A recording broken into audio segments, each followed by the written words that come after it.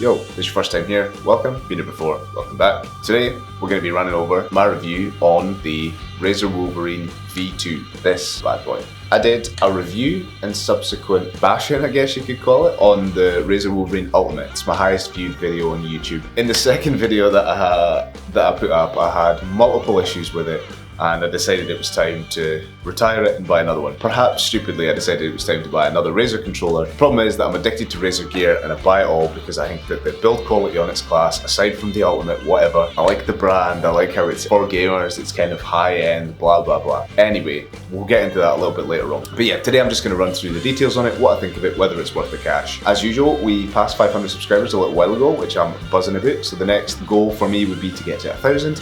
Which seems like a long way off, but I'm sure that anybody watching, if you click that sub button, you help me massively, and it's really appreciated. Leave a like, leave a comment, so on. Anyway, let's get to it.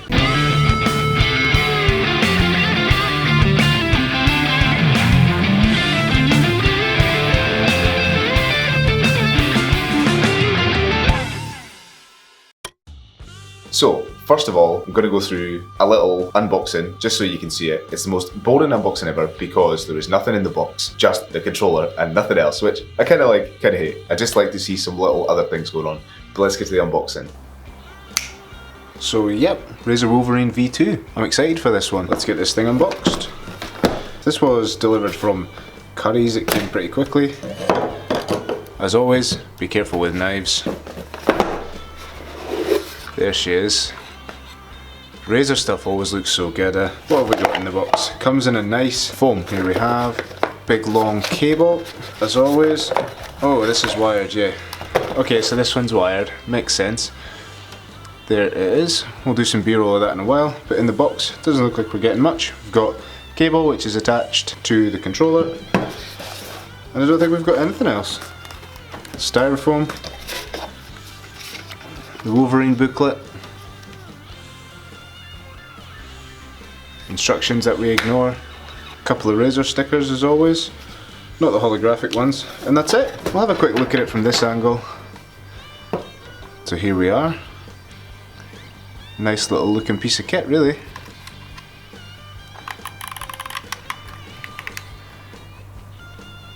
Nice. So yeah, as you saw in the unboxing, it's kind of a new thing for me. I'm doing the unboxing that way. I think it looks quite cool with the overview. But anyway, so Razer Wolverine V2. I'm going to not make this a comparison to the Ultimate because I don't want it to turn into that. I'll do a separate video on the comparison. But details on it. Comes in just the matte black version. There's no other kind of version. So you can use this on PC and Xbox. Not sure about PS, but I can use it on PC and Xbox. Obviously, I'm going to be using it on PC. It has mechanical buttons, which take a little bit getting used to, fair enough. It's got non-detachable thumbsticks, it's relatively small. Features wise, it has 2 extra buttons next to the triggers, which are my kind of favourite. It does not have paddles underneath, which doesn't matter to me because I never really use them.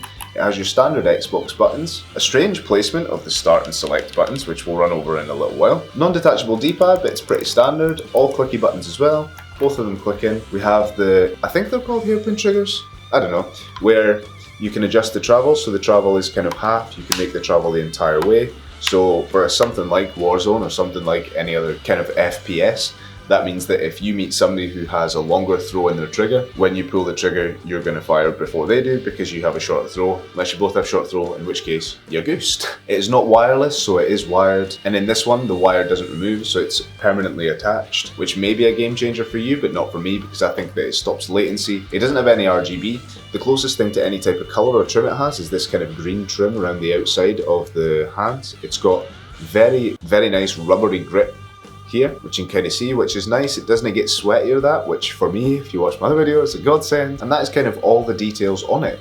It does have the usual section, where you can replace this part, I don't know. Has a nice little touch where it's got the Razer signature on the USB, and it is standard USB 3.0. So the pros for me on this, one of them is the size and weight. It weighs next to nothing. Like, it's just a nice controller and it fits really well in your hands. It's much smaller than something like the Ultimate, which is kind of fine, but I really like the size and weight and the feel of it. It's super nice. Second pro is these grips are amazing. They're super grippy, they don't get sweaty, you're never going to drop the controller, you can hold onto it for a long period of time and be totally fine with it. really like the grips and really massively rate them. The next biggest pro for me is these little buttons up here.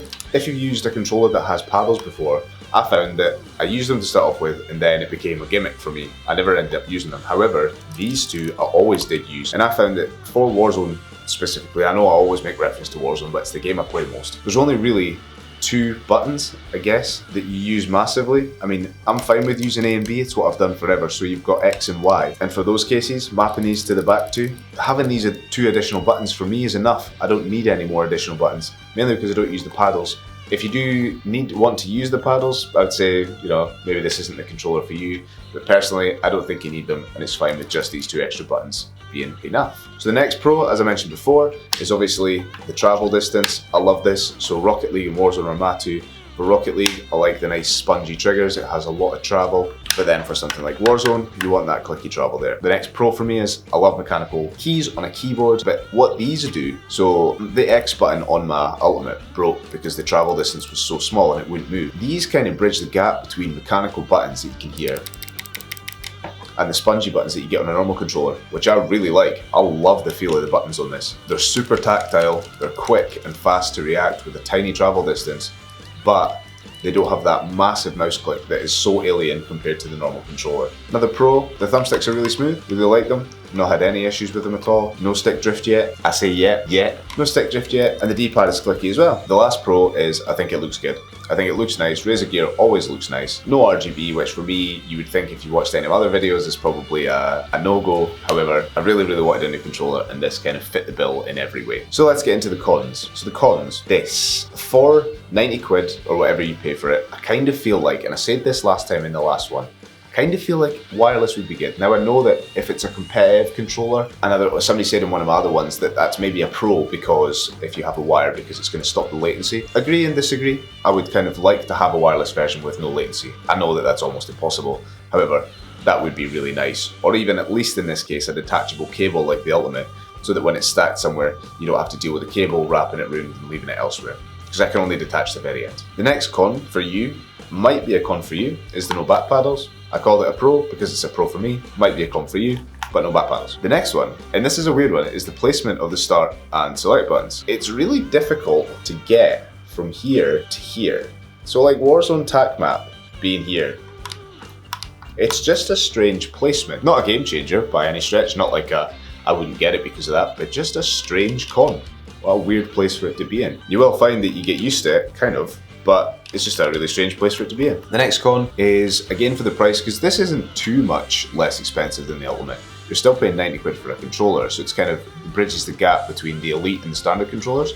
No removable thumbsticks, and no removable D-pad. I've never removed it on the other one, but like, it would just be nice to see that.